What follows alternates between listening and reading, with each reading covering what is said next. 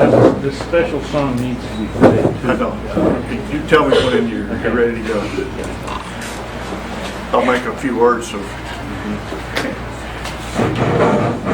Just want to clarify a couple things. Number one, this podium is a little loose, so when you come up here, don't lean on it. Okay? This is a time of remembrance for Dennis, and most of us have, a lot of us have been his sponsees, and a lot of us have talked to him over the years as close friends, and that's what it's about today. The other thing is when you come up here, there's a cord stretched across here, so be very careful and watch out for it. Dennis had a couple favorite things, but one of them, and I'm going to open with this, came from the 24-hour book. It's a Sanskrit in the front of the 24-hour book. Look to this day, for it is life, the very life of life. In its brief course lie all the realities and verities of existence. The bliss of growth, the splendor of action, the glory of power. For yesterday is but a dream, and tomorrow is only a vision. But today well lived makes every yesterday a dream of happiness, and every tomorrow a vision of hope. Look well, therefore, to this day.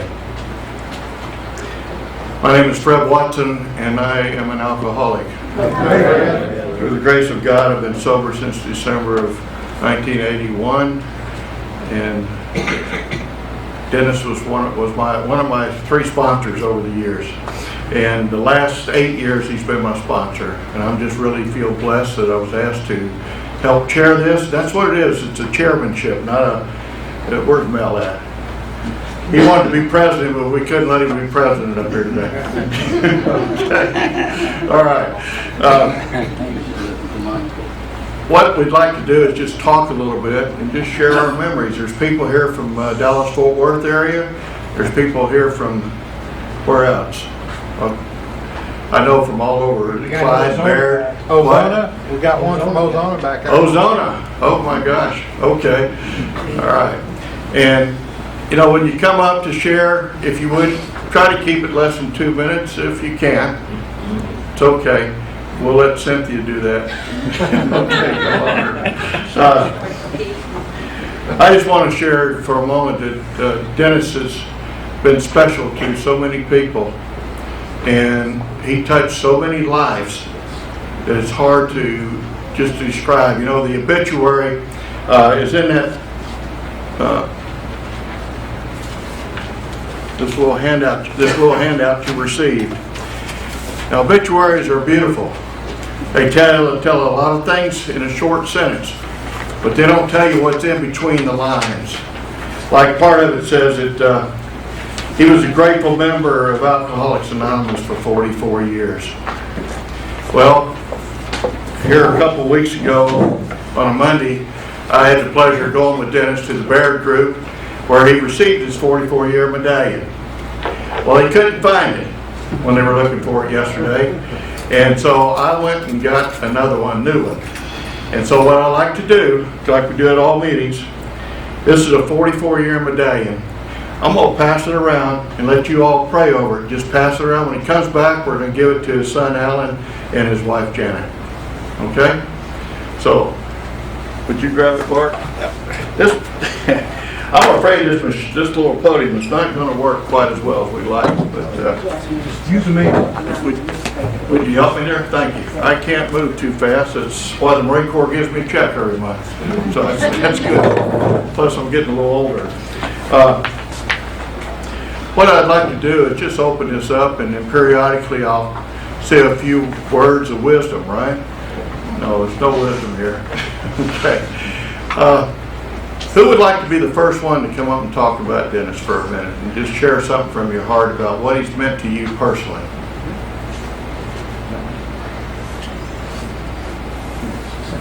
Bart? I will call everybody just like a meeting if you don't volunteer. Okay. Going up, Bart. Do I need to hold this? Yeah, you need to hold up to your mouth because it's hard to hear. Hello, everybody. My name is Bart, and I am an alcoholic. And I've been sober since May of 1989, and for that I'm very, very grateful, and so are a whole heck of a lot of other people in North Texas. You know, I met Dennis when my father celebrated 1 year of sobriety in 1977.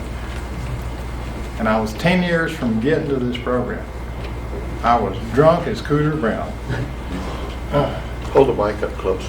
For the next 10 years thereabouts, that's the way I saw Dennis. In about 1991, he was at a 10 p.m. candlelight meeting in Dallas on Friday nights at Bellwood. And that's probably one of the oldest candlelights, and I don't know where, but it's still going on. And it was kind of cool because he kind of came over and he looked at me, and I introduced myself, and he said, "Well, aren't you Gordon's son?" I said, "Yes." And he said, "Well, and you're sober?" You know, through the years, it's been probably, I was thinking last night because Mike asked me to try to remember, and it's like when you're having a good time, you cannot remember when somebody starts sponsoring you. You just cannot remember. You know, I started running this route out from Dallas about 8 years ago. And I remember the very first evening I came up, I had Dennis's number, and I called him, and he says, "You want to go to a meeting?" And I said, "Yeah." And I kind of explained to him where I was, and it took him a little while, and here comes this old yellow, beat-up diesel Dodge pickup truck. And we went out to Clyde. Went out to the meeting in Clyde. That's why I'd start meeting everybody out in Clyde. I don't know, guys. I just, you know, all this week I've been through all sorts of emotions.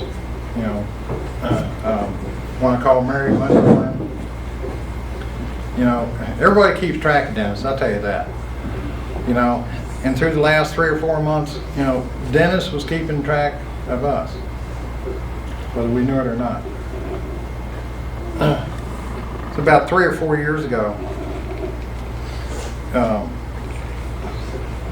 We would trade books, different kinds of books, and I came across one by Max Lucado from San Antonio. And kind of explains the 23rd Psalm, but it explains it to where I could understand it.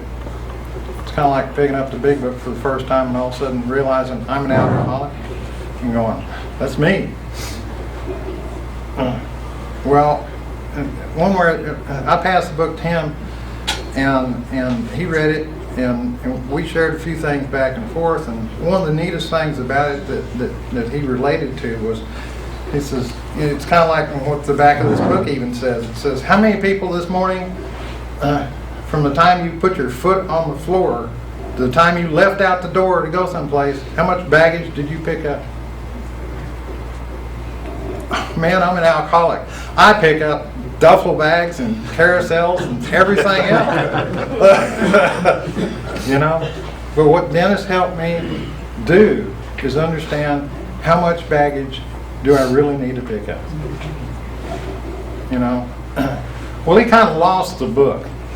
And I kind of got a little upset because it was really a good book. And then all of a sudden, I know about a couple of months later, I got a package from San Antonio, and I hadn't ordered anything, and I opened it, and it's the book called Traveling Light, and the main deal for this whole thing is releasing the burdens that we were never intended to bear. And oh, by the way, he had it signed by Max Lucado for me. It just totally blew me away. I know. Well, I know there's a bunch of us in here, but I tell you, I loved him truly, and he's going to be really missed. I know, but he really won't be missed because guess what? I get to carry him around every day. what I used to close, what I learned from him and from others, how I close every time is, if nobody has told you today that they love you, let me be the first. Because guess what I found out? Family, that truly, truly, God loves every single person in this room, whether you like it or not. Thank you. I don't like going first. Well, I had to sacrifice somebody. It's either you or Bill. So, Bill, would you like to come up and say a few words? Boy, are you gonna be sorry. It's 14 minutes up. Just kidding. Come in here. Yeah, my name is Bill Baumbach, and Where are you from, Bill? I live in Wiley, Texas. I'm an alcoholic, been sober since July 9th of 1979. Hi, Bill. Hello, Bill. I met Dennis in 1979 at the Lakewood Group, which was part of the Bellwood Club in Dallas. And somebody had told him that I was going to be a whole lot of trouble and he might want to get to know me. And yeah, I couldn't think of two dissimilar characters. He's the son of a judge and an Aggie. I was a wise-ass Yankee. He's a lifetime NRA member, and I spent the last 30 years trying to convince him to be a good liberal Democrat. No, with limited success. I don't know what to say. Dennis and I feel like we were real close. We were very good friends, but I don't know how you sum up a lifetime. You know, when I came into AA, I was 29 years old. Dennis was 29 years old when he came into AA. And because of what he helped pass on to me and what he taught me, I took a life that was really rather hopeless and was able to raise a family, become part of the community, and hold my head up with any human being on the face of the earth. And that wouldn't have happened, I don't think, without a whole lot of things coming together. And one of those things was the guidance and the friendship and the wisdom that he offered me. That's the serious part. I really can't imagine him standing still, watching a whole bunch of people mourn him. Yep. We'd be cracking jokes, or I'd be rattling his cage politically one way or another. I'm real grateful to him, grateful I knew him. He was all through, long after the sponsorship part became, over time the sponsorship part became a lot less the focus. We became friends. When his son died, I was there to help him. And several years later, my eldest son died, and he was right there with me. And these are things that you can't talk, I can't express, but they meant a lot, and he was one of the dearest people on earth, and I'll miss him. Thank you.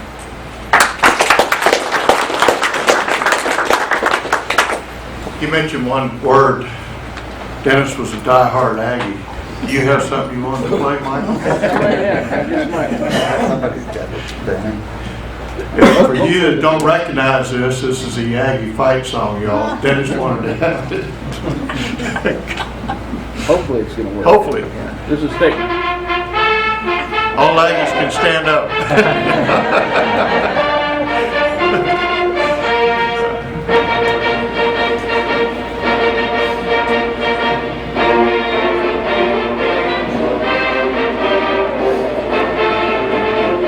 How many other words? Alan? Better.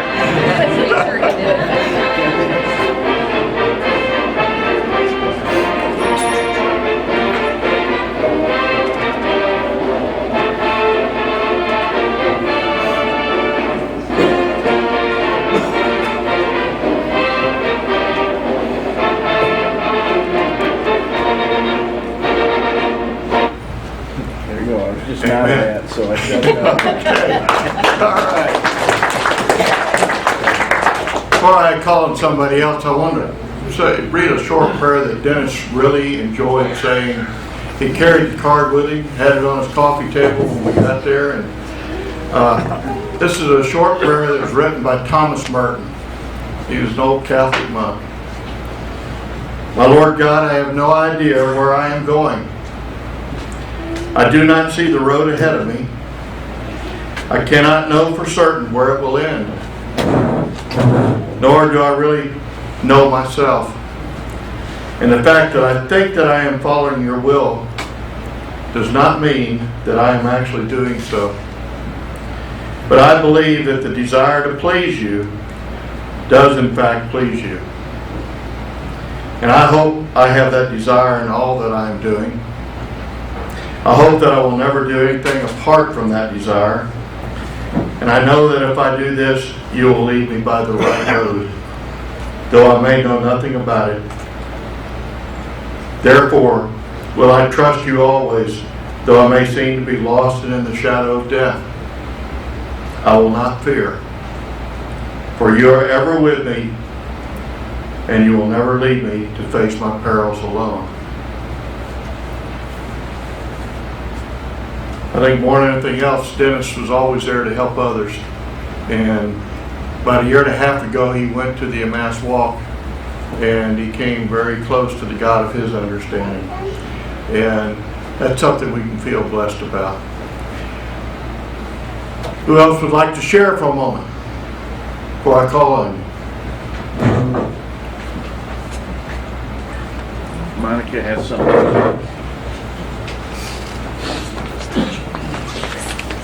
Said who you are. Come on. There you go. Tell them who you are. Tell them who you are. I'm Monica and I have a song to sing. This song I call it Dennis' song. Hold it up close there. Right in your mouth, man. Take it. Dennis, we will miss you, yes we really miss you. My dad, your son, and everyone too. I don't know where, I don't know when. All I know is I will see you again. I know you're up in heaven looking down on me, saying I will see you again one day. All right.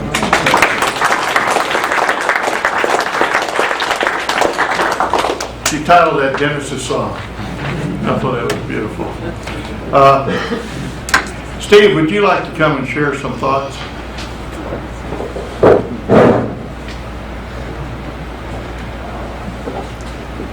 While he's walking up here, you notice everything's in the back there, particularly over in the corner. Because when Dennis came here to the meeting, he liked to sit in that corner so he could close the coffee pot over there. So here we go.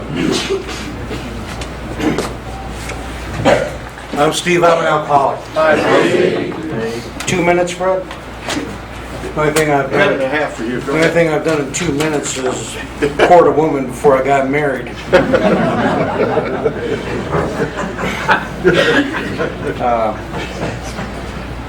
Who are you? I'm Steve, I'm an alcoholic. And I just wanted to say a few things about Dennis.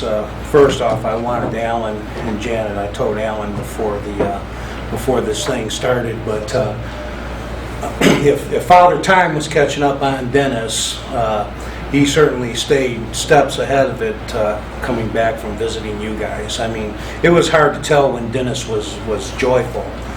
Extra joyful because he was joyful all the time, but when he came back from visiting you guys, he was just absolutely delighted and a chatterbox, even more than normal.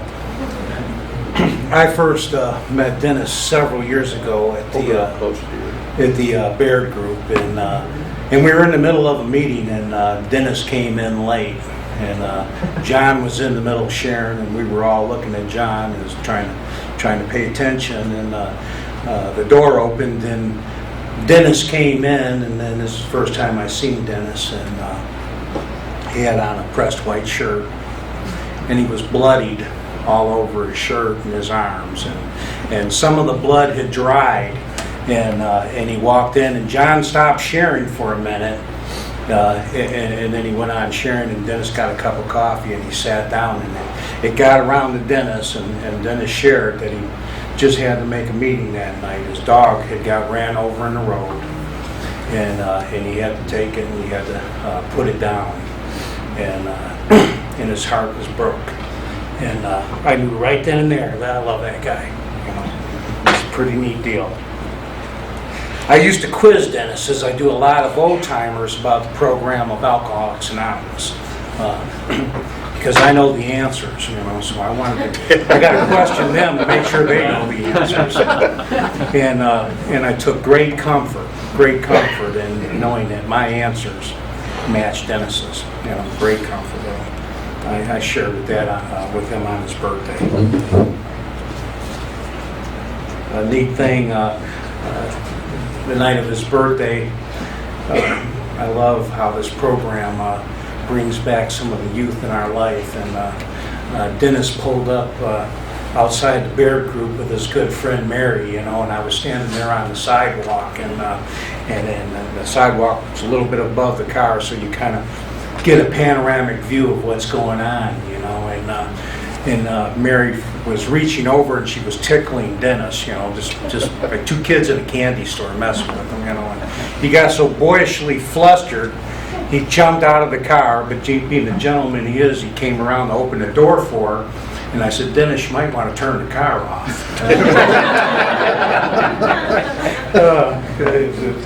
It was a sight. He was a heck of a guy, and I'm definitely going to miss him. If I found a piece I want to read to you. I think if I had any questions for Dennis now, he'd look down on that cloud. He'd probably be sitting there with Charlton Heston. They'd be cleaning their self-cleaning rifles made in heaven. You tell Charlton Heston to shut up. He doesn't need to politic the NRA anymore. Hey, this is what he would say to me and perhaps to all of you. Have patience with everything unresolved in your heart and try to love the questions themselves as if they were locked rooms or books written in a very foreign language. Don't search for the answers which could not be given to you because you won't be able to live them. The point is to live everything. Live the questions now. Perhaps then someday, far in the future, you will gradually, without even knowing it, live your way into the answer. And Dennis certainly lived his way into the answer. And, I'm honored, and I feel very fortunate to be here today. And thank you, everybody that came in out of town.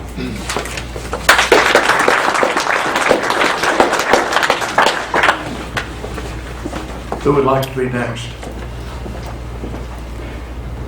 Cynthia, come on up.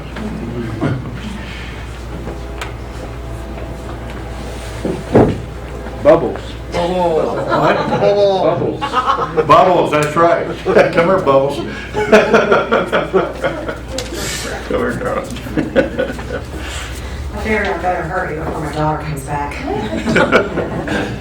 Sure. I'm Cynthia and I'm an alcoholic. Sorry. I have a copy of sobriety date of August 31st of 03, and that's the real one. Some of y'all know that. Oh, wow. Gotta take a breath, I'm sorry. Dennis is the one that gave me the nickname Bubbles.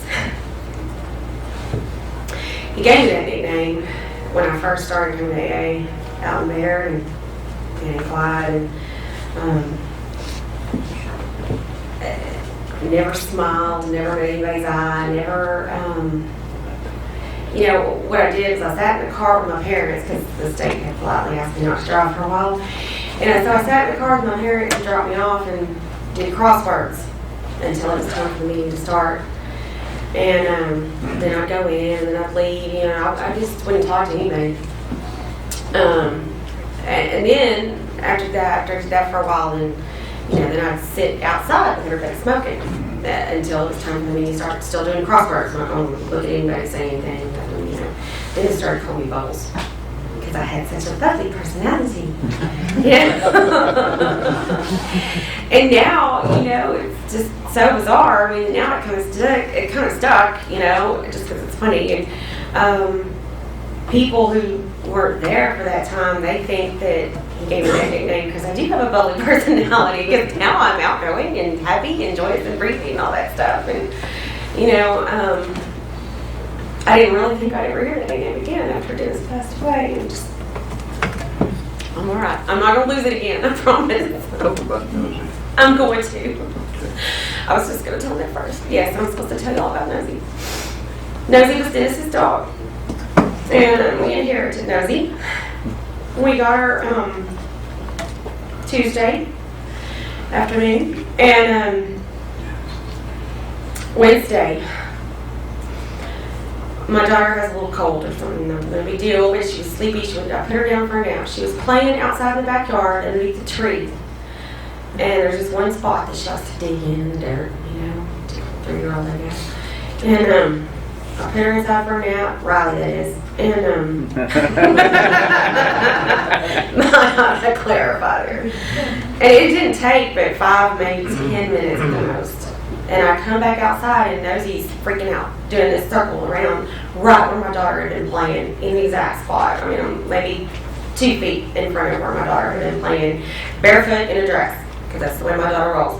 And Nosy's freaking out, running around in circles and looking at me like, would you do something about this, please? And I'm clueless. I thought there was a cat outside the fence taunting Nosy. I really thought that's what was going on. Finally, I realized there was like a little bump in the grass right there where she was running around in circles. Y'all, it was a snake. My daughter had been there like 10 minutes before, playing in that spot. I put Nosy in the house, of course. Not gonna let anything happen to her. Call the vet, see if she's had a rattlesnake vaccine. And the snake starts going away, and I call my dad. I don't want to panic. My husband was at work. I couldn't get a hold of him. And I'm like, Dad, the snake is like 3 feet long. It was not done coiling yet. That snake turned out to be 4.5 feet long. It was almost as long as I am tall. If that snake had bit my daughter, there's no way I can make it to life. There's no way I can make it to the hospital, in time. We had just gotten Nosy not 24 hours before. That dog saved my daughter's life. I mean, I have no doubt in my mind about that. I don't believe in coincidences, y'all. I just don't, I just went in the kitchen and I just cried. And the night before, I haven't told many people this, the night before, I saw for the very first time a rainbow end to end. It was the 2 ends of the rainbow. It was during that, that storm that night. The 2 ends of the rainbow were in the darkest parts of the sky, and it went like right over my house. And the 2 ends, literally, were in the darkest parts of the sky, and just the rainbow was lit up just brilliantly. And half of the rainbow was a double rainbow, And it was like, no matter how dark it seems right now, God's still at work here. God is still at work here. And He's still in control of the situation, as He is all situations. And I'm just so grateful. I'm so grateful for Dennis, for what he has poured into my life. And that is more abundantly than I can even express. When I was on bed rest, I was pregnant with Riley. I was on bed rest for 6 months. And Dennis, I didn't do anything I was supposed to. I didn't read a big book. I didn't call my sponsor. I didn't pray like I was supposed to do. I prayed for my daughter to make it alive and everything. Dennis called me at least once a week. At least once a week. We'd spend an hour to an hour and a half on the phone. He gave me just one more week of being okay in my head. He didn't have to do that. He didn't. I'm getting a signal, so thank y'all.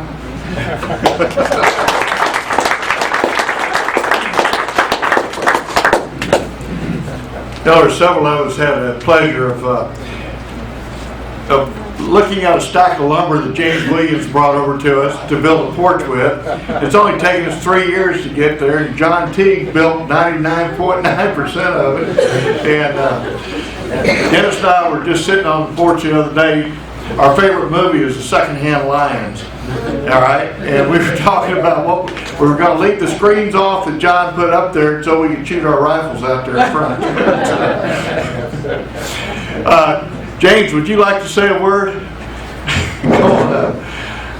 It's James's fault because he had all this lumber left over from another job, so he donated it to us.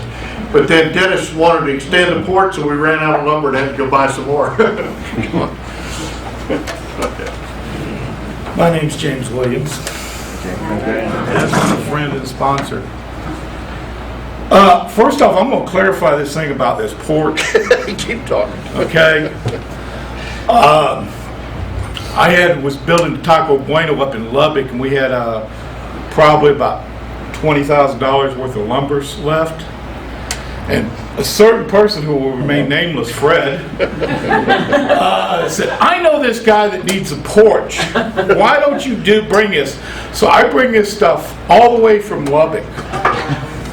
Borrow a flatbed, bring it all the way from Lubbock out to Dennis's house. We proceed to unload this. My wife and Dennis and Fred was supervising. And then Fred proceeded to tell us how he's going to build this porch. And we're just kind of looking at him going, Fred, I don't think there's quite enough lumber there. And he goes, oh yeah. Well, there was 3 visions for that porch. What we had originally started, Fred's vision, and what it was. And every time I would go out, we would talk about Fred and the porch. Okay. So I wanted to clarify that. All right. I also want to say something else. No matter what the discussion between myself and Dennis was, and John will back me up on this, every time he come back from San Antonio, you couldn't bear to be around that man for about 2 weeks. 6 inches higher, because you really heard about him when he came back from San Antonio. He had to tell you what his grandkids had did lately. And any conversation you had with Dennis always come down to somewhere in that conversation about his mother, how proud he was of his son, and the fact that he was an Aggie and that I wasn't. And for those of you who don't know, I am Dennis's favorite tea sipper. And the standing joke around here was going to any lengths is when a Longhorn has an Aggie for a sponsor. And he couldn't figure out which was worse, me having him for a sponsor or him being my sponsor. Football grades were great. When Aggies were winning or UT was getting tromped, I would get several phone calls. When A&M was getting tromped, when Dennis did answer his phone, there was 2 words: go to hell. Okay? And I'm going to have to say this. Dennis, in case you have forgot, there's only one joke, Aggie joke. The rest of them are true. That was the way I usually gave. He could tell when I called him. I had usually talked to Dennis on a weekly basis. 95% of the stuff that we talked about had nothing to do with the program. He was a damn good friend. Most of it was concerned about what I was doing and those around me.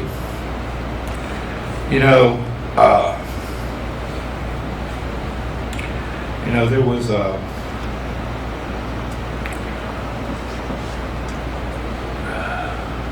went out to Dennis when I celebrated my last anniversary, and he took me out to dinner. He thought it was the wrong day, and he had to be nice to me, and I told him, I said, Dennis, you do realize that tomorrow's the 17th, not today? And he goes, oh shit. I got to be nice to you for 2 days? And he actually opened up both gates both ways for me. Wow. So, I was privileged. And I got a call Monday morning from a friend of mine. Said, did Dennis die? And I'm going, no, I don't think so. I'm supposed to go out this afternoon. We're supposed to go shoot black powder. And he goes, are you sure? And I'm going, well, I think so. A couple phone calls later, I got the answer that he had.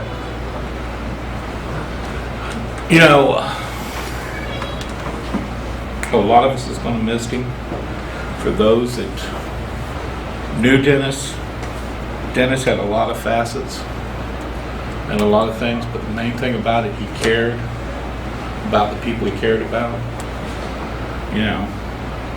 And then there was ones that he didn't, but we'll let that go. And I've said about as much as I can.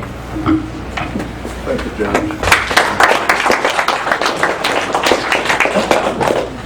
The medallion, 44 years, went around the room and y'all prayed over it. And, that's a long time, 44 years in AA. And it's a lot of lives he touched over the years. And Michael, would you like to come up and present that coin to his son Alan and Janet? Janet, would you like to come up too?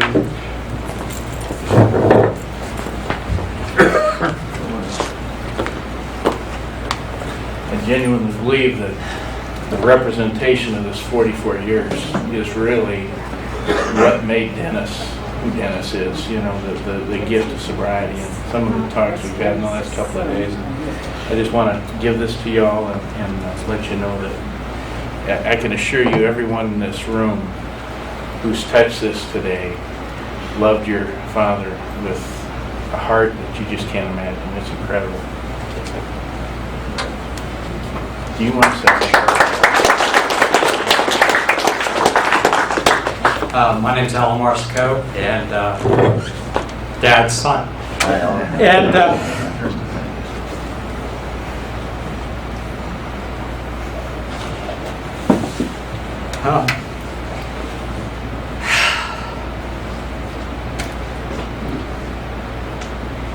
still trying to get used to this whole thing.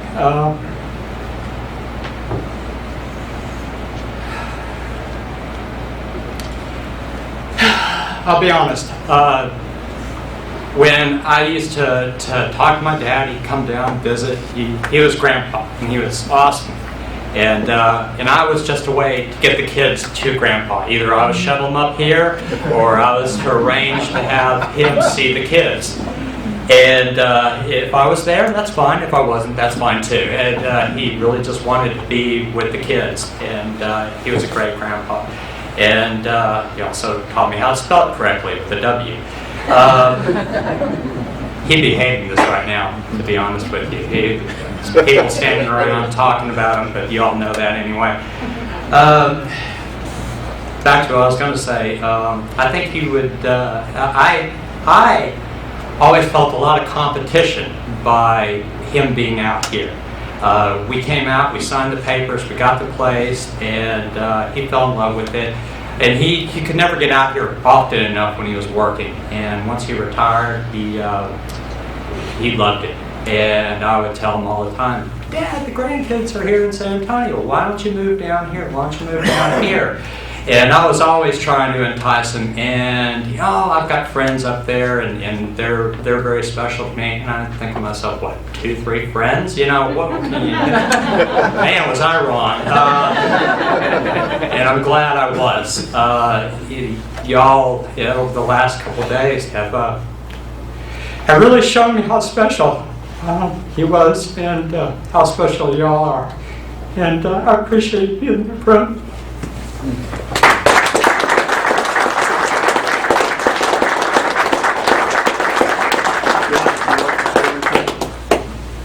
If I could. I don't know if I can get through it.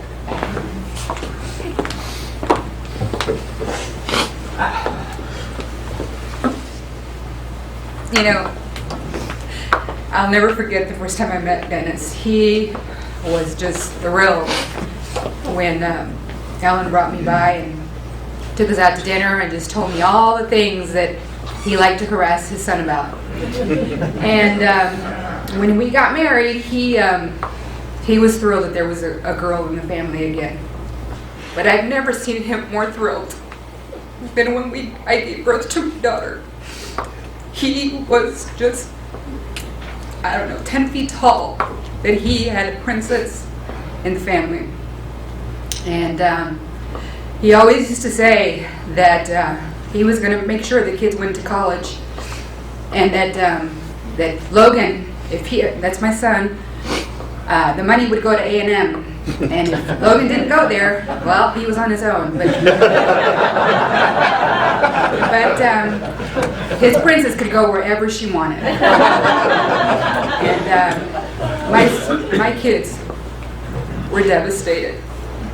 They wish they could have been here. And the reason we didn't bring them was because the circumstances, we didn't want them to see, and have to deal with this. But my daughter took it the hardest. And she texted me today when we were at the funeral home and asked me how everything was going. And I told her that we were making preparations to come to the remembrance service, and that Grandpa had a lot of friends, and that we were going to videotape it for them, so she felt a little bit more at peace. My son was very, very upset that he was not going to get to come back out and go fishing with Grandpa. And his next question was, what's going to happen to Nosy? So I made sure to take a picture of Bubbles. And I think Alan forgot to say that one of the things that Logan said was, the toughest guy I know is dead. So thank you all very much. I never realized how special my father-in-law really was.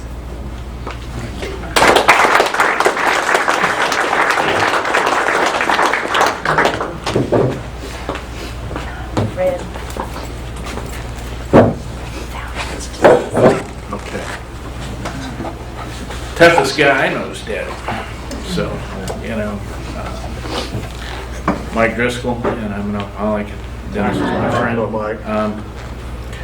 You know, sitting there looking around, and there's no way everybody in the world who's here, and I think one thing I want to do before we break up for the grandkids is I'd really like to take the camera and just pan this place so that those kids can see, because I think that'd be important. And Dennis's mom too. You know, Dennis, besides being a left-handed Republican Aggie, as John called him, you know, he was, you know, he's a heck of a guy. Dennis helped me through a lot of things that were pretty painful and pretty complicated. And, you know, I'd go and I'd talk and I'd say whatever I had to say, and he'd look and he'd say, you know, that's pretty tough. And then we'd go on to something else, you know, I mean, there was never a time that he never, you know, it was just, that's just kind of the way it was. And, you know, it was just kind of keep it simple is the way he did it. And I've had the honor of spending a little bit of time with Alan and Janet. And, you know, the nut doesn't fall far from the tree. You know, there's some pretty awesome people. And I want you to know, though, that I really, truly believe, and as I told you, I believe that Nosy's new owner, Miss Riley, is probably just about as high-strung as Nosy. I think they're evenly matched. You know,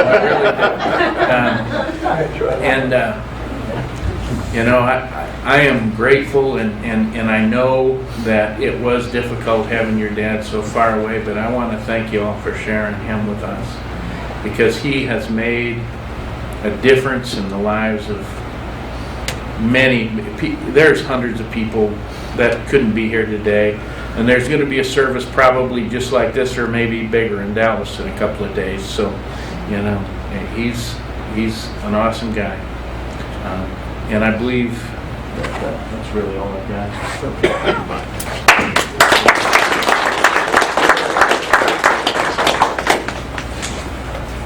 How many of you were sponsored by Dennis that are here? Could you raise your hands? About 10, 12, 10. All right.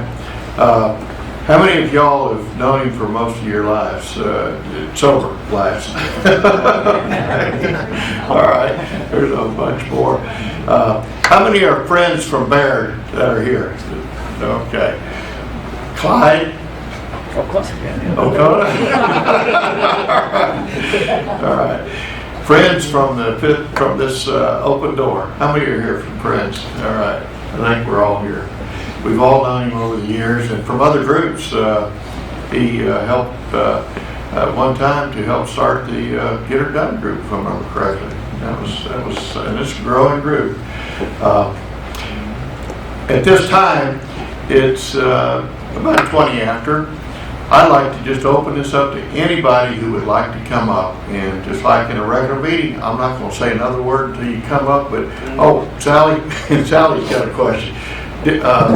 Would you help her out, Michael? Sure. Sally, the mic is all the way over here, we can't bring it there. Yeah. Okay. It's got a very short cord. Okay, now you're going to have to turn to your right. There you go. There you go. Okay. Yeah, there you go. Put it close to your mouth. And the audience is that way, and keep it, tell us who you are. I'm Sally and I'm an alcoholic. And I just want to say one thing about Dennis, and I think that there's a few girls in here that probably know what I'm talking about. And that is, Dennis was a hugger. And he was the best darn hugger there ever was. He was consistent.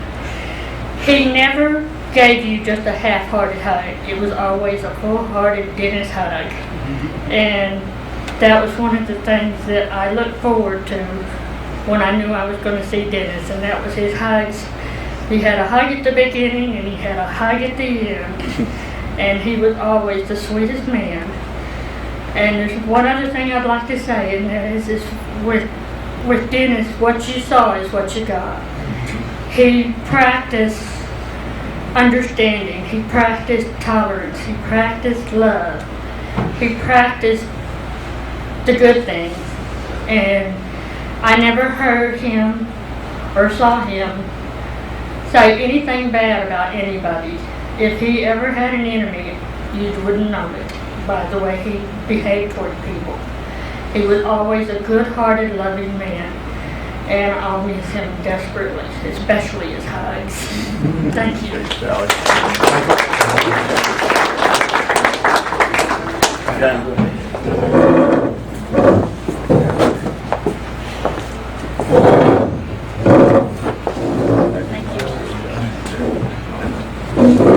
I'm John, I'm an alcoholic. Dennis has been my sponsor the last several years, but more than that, he was a real close friend. You know, we spent a lot of time together, went hunting, fishing, made a lot of different meetings. Fred, he was my boss, and Dennis my helper on down that porch. Like I said, you know, he's got to talk about his grandkids in San Antonio. I said, look at Dennis. I said, you see how much he's grown? He's about 6-8 inches taller right now. And, you know, and he would. And we come back, he'd tell me time after time, you know, what went on in San Antonio. I want to seen Dennis upset one time. I went out to his house, which I usually went out there probably once a week. I said, Dennis, I learned something this morning. He said, well, what was that, John? So I was watching the news, and I didn't know that the University of Texas owned A&M.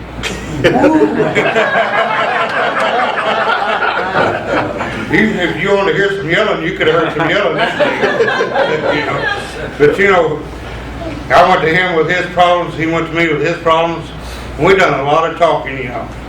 And like I said, we went to Coleman, Eastland, you know, several meetings here in town, Baird, Clyde, everything. And I'm really going to miss him. I know there's going to be a bunch of other people miss him. Because he showed you what a person should be. You know, how to run your life. You know, he saved a lot of lives just teaching people how to live one day at a time. Thank you.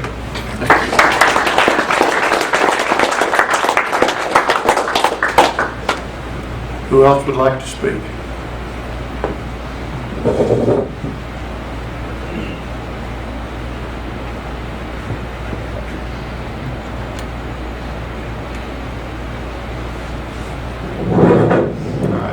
Everybody jump at once. All right. Come on up.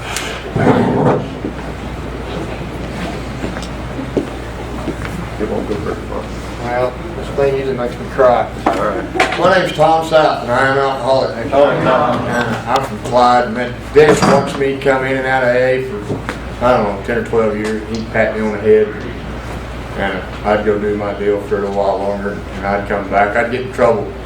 And I'd usually show up over there about 30 or 60 days, and I was gone again. Enough to get the state off my back. But this last go around, Dennis had a lot of hope in me for some strange reason, and Dennis gives me hope. A guy like me, friend, you know, I've been sober like 2.5 years, and you see, I got to give Dennis his 44-year chip over at Bear tonight, and it's probably one of the greatest things I've done in AA, and it really meant a lot to me. And Dennis gives a guy like me hope, because I can't stand to be alone in a room by myself more than about 10 minutes at a time, and I've got to do something. And Dennis can sit out there at his house for days or weeks by himself, him and that dog, and, you know, didn't lock the gate, didn't care if anybody come by. You know, he was content with being by himself out there, and I just can't. You know, I hope someday that all I could do is just sit around and have nothing to do but drop at the hogs for tearing my backyard up. That's all Dennis did last 2 or 3 months was drop at the hogs tearing his yard up. And, hey, I went out there and kind of smoothed that mess out, and I drove off, and he called me and he said, I didn't want to say John and Jay were out there with me. He said, I didn't want to say nothing in front of John and Jay. He said, I won't pay you for that. I said, Dennis, you don't owe me nothing. He said, yeah, I do too. And I said, well, I'll get back with you later. He said, now hold it right there. He said, one drunk to another. He said, that means you're not ever going to come up with a price. I said, well, you're probably right. I got to go. And I just hung up on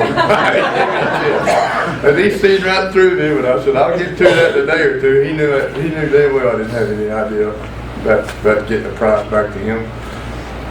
But Dennis had called me from time to time. I'd miss a meeting or miss 2, and he'd call me and say, is there any reason you wasn't over at Clyde Thursday night? I said, well, I was doing something for the church. He'd say, well, I guess that's good enough. And he'd just hang up. It wasn't no big deal. It was just it, you know. Well, how are you doing? Anything else?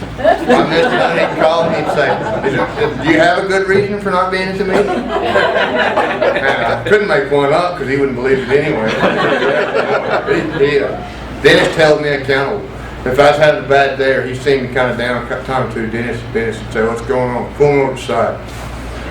Dennis picked at me quite a bit, and Dennis was a true friend. And you know, if I hadn't been a drunk coming in, I'd never got to know Dennis. You know, it's one of the great things about being an alcoholic. You get to meet people like Dennis. It changed so many people's lives. And it's just a fact I got to be just a small part of that is a joy in my life. Anyway, I thank y'all, and like Dennis said, you know, he loved each and every one of y'all, and especially the newcomer, and that's what it was all about. Anyway, thank y'all.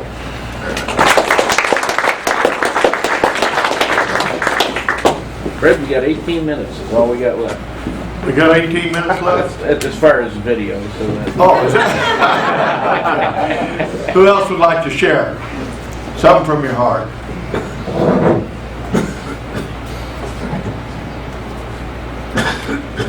Well, my name is Fred Watson, and I am an alcoholic. Hi, Fred. You know, 8 years ago I met Dennis at a meeting, and we hit it off right away. But I had to really pray about asking him to be my sponsor. Because everywhere I've traveled all over the nation, and everywhere I've gone, I've gotten a sponsor locally. My first sponsor is still out in East Texas, but anyway, after about praying about it for a short while, I figured, well, I'll just take a chance and jump into the fire, and I asked him to be my sponsor. And he says, well, hell, just come on out there and sit down with me. We'll talk about things. And that was about the start of it. Just easy does it, and that was about it. And we became really close friends over the last few years, and I think you do that with sponsors and sponsees. You, after a while, you become very close, and then it changes somehow to the friendship part of it comes in. And last summer, my brother died, and I had spent about 4 months out of last year between New York and Florida with my brother in a hospice situation. Dennis just really just was there for me the whole time. And when I got back from the funeral down there, he was able to just have me come out there and just sit in the front porch and rock a little bit. And that's what it's about, is that love. That's what we all get here in this program. And we're really blessed. Anybody else would like to share? Would you like to share? Come here, Irene. You need help? No, I can make it. I just. Mel's a gentleman, you know that, don't you? I know it. Okay. Come here. Come on in here. My name is Irene, and I'm Sally's mother. And I wanted you folks to know last year we had to go down to Dallas for an eye surgery for Sally's, and I can't drive other than just locally. And so I was at the end of my rope, couldn't find anybody. Thanks to Fred here, he talked to. My memory is bad. I got Alzheimer's at the beginning of it. Dennis? Dennis. He's been saying it all evening. But he talked to Dennis, and Dennis said, sure, he'd take us. And that was the best trip down to Dallas and back that I'd had, and I'd had already 4 or 5. And we lived in Dallas at one time, Sally and I did, and we had the best time. It wasn't like it was anything serious, but just she was laughing and that, going and that, and we got done at the doctor's. Well, she got in the back seat and laid down and went to sleep, and so him and I talked the rest of the way, and he was just the sweetest man. I just couldn't get over how nice it was. I had met him a few times at Baird meetings. I'd go with Catherine out there, and I've never forgotten him. And I thought, what's it called me? John and Jay called me and told me about your father, and I knew I was going to have to do something. So I was so glad they set this up. I wanted to thank everybody, especially your father. Thank you. Thank you, Irene. Mike's open for a few more minutes. How many more minutes, Ben? How many? 14. All right. This is a guy I didn't know him very well. Come on up. My name's Ricky, and I'm now calling. Hello, Ricky. Squidward better for it. Dennis, what I remember about Dennis, and I haven't heard anybody say, was that he sobered up in 1965. Well, he's 40-something years sober. He's one of the old timers around here. One of my mentors in this program was Bob Barnes, and he preceded Dennis, by a couple of years.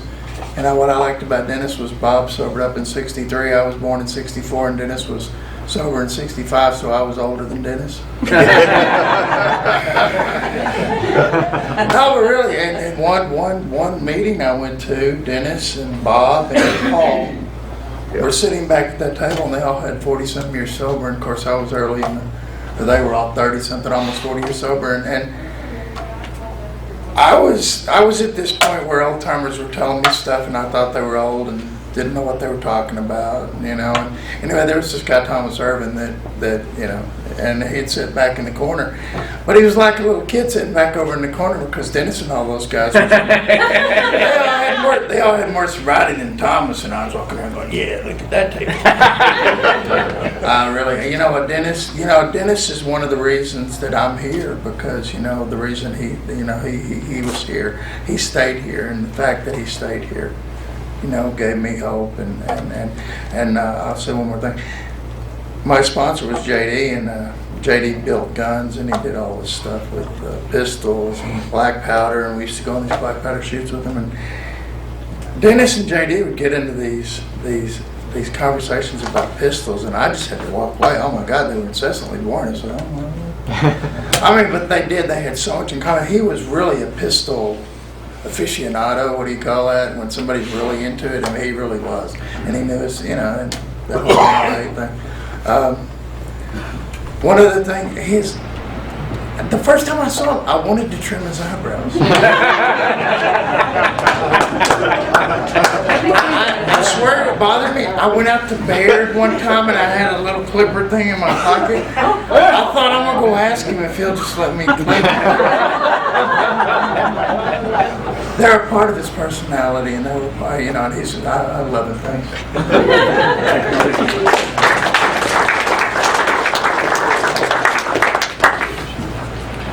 You wanted to pan the audience? Yeah, I do. To see that? Do you all mind getting your faces panned? Just close your eyes if you don't want to. This is for his mother and grandchildren. You'll look at that one picture in the flyer here, the bottom one. You'll notice that Aaron's dog has almost the same eyebrows as Dennis.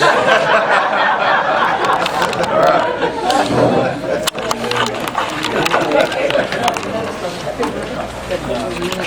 Plug that. Would someone count the number of folks that are here for me? Just so that we can. Who can count? Jay?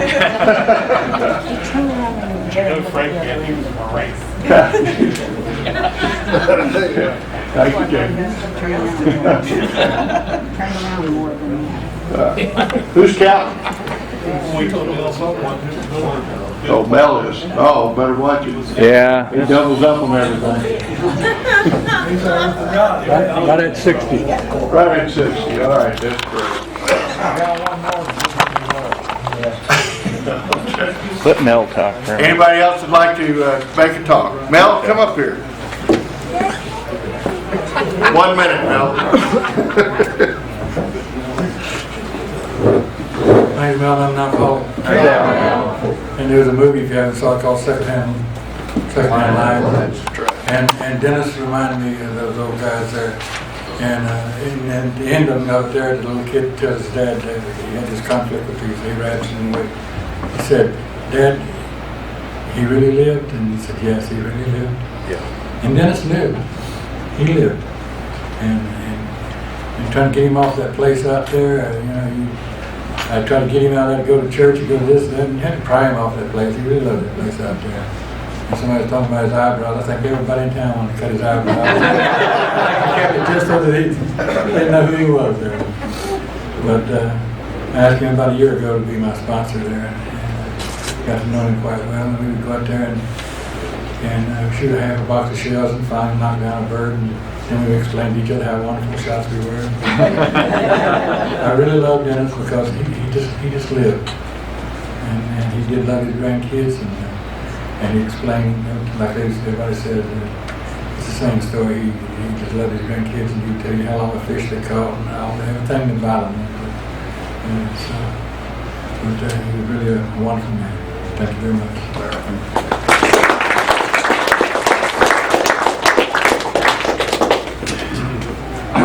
It's getting towards the time that we need to wrap up the regular meeting but when we do complete it, I want to read something first, and then I'd like to close in the usual manner that we normally close in, which for those of you not here, we always circle around and we say the Lord's Prayer at the closing. And then I'd like to invite everybody that'd like to would sit around and shoot the breeze, come up and visit the relatives, visit Alan and Janet. There's a sign-in book back here. Please sign in if you haven't. And there's plenty of coffee and goodies over there that were donated. And there's a donation basket back there. We don't pass the basket this type of meeting, but if you want to help the club out, just throw a bucket in there if you want to. All right, it's not needed, not necessary. You know, we all have someone that we love that we've lost. And Dennis touched a lot of people. There's a short prayer that I'd like to read here for us to look at. It's one that is read a lot, and I'll read it. And at this time, maybe think about Dennis and any of those you love. The title of it is "We Remember Them." At the rising of the sun and its going down, we remember them. At the blowing of the wind and the chill of winter, we remember them. At the opening of the buds and in the rebirth of spring, we remember them. At the summer of the skies, blueness of the skies, and the warmth of the summer, we remember them. At the rustling of the leaves and the beauty of autumn. I'm going to change this. We remember Dennis. At the beginning of the year and when it ends, we will remember Dennis. As long as we live, he will live, for he is now a part of us as we remember him. When we are weary and need of strength, we remember him. When we are lost and sick at heart, we remember him. When we have joy we crave to share,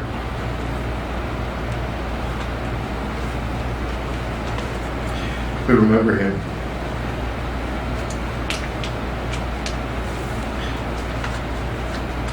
When we have achievements that are based on theirs, or on his, we remember him. as long as we live, he will live. For he is now a part of us, and we remember him. Amen. Let's, you got 2 announcements. Go. For the good of AF. For the good of, this thought just came to me. If any of y'all have any digital pictures of Dennis and anything that you've got, if you, and they're on your computer or something, if you would come up and get Alan's email address so that you can email them to him, I think that would be really cool, because I know everybody kind of has different things. And the other thing is this, Dennis's specific instructions were no funeral. And I think we did a good job of that today. Not having it. Okay. Thank you, Michael. Let's gather around the room in a circle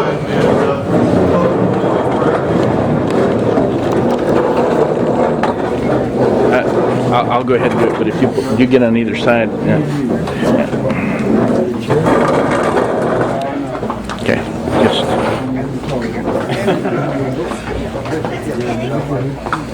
Okay, Patrick, you'll have to get on the other side of me because she'll want to hold. Okay, there you go. Okay. I'm going to film, so just put your hand on my shoulder there. Who's the one that loves us the most? Our Father, who art in heaven, hallowed be thy name. Thy kingdom come, thy will be done, on earth as it is in heaven. Give us this day our daily bread, and forgive us our trespasses, as we forgive those who trespass against us. And lead us not into temptation, but deliver us from evil. For thine is the kingdom, and the power, and the glory, forever and ever. Amen. Keep